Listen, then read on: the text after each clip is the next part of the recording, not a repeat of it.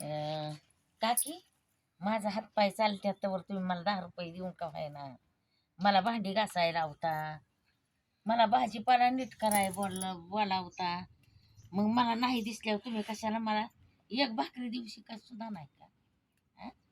मग कशाला मला तुम्ही बोलावताय? हा?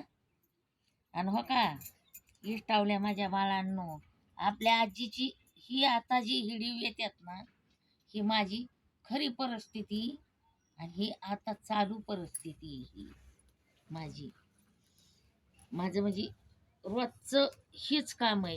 कोणाच्या घरी जाणं, कोण मला चहा करत आहे का, मला 10 रुपये मिळते का त्यांच्या पुढं पुढं करण, किंवा त्याची मी भांडी घासते, कोणाचा कचरा टाकते 10 रुपयावारी.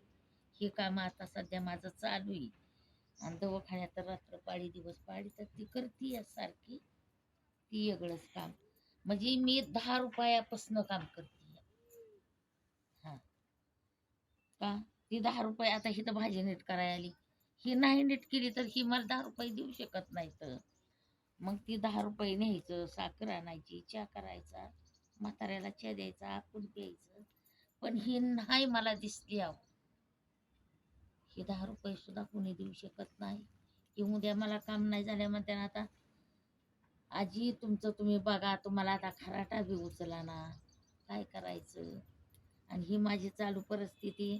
आता मी थोड्या दिवसांनीच अनाथ आश्रम गाठणार आहे, आश्रमला जाणार आहे, अशी करणार आहे. माझा विचार ही आता डोळ्याचं तर ऑपरेशन व्हायना, मग आश्रमला गेल्याशिवाय तर की नाही.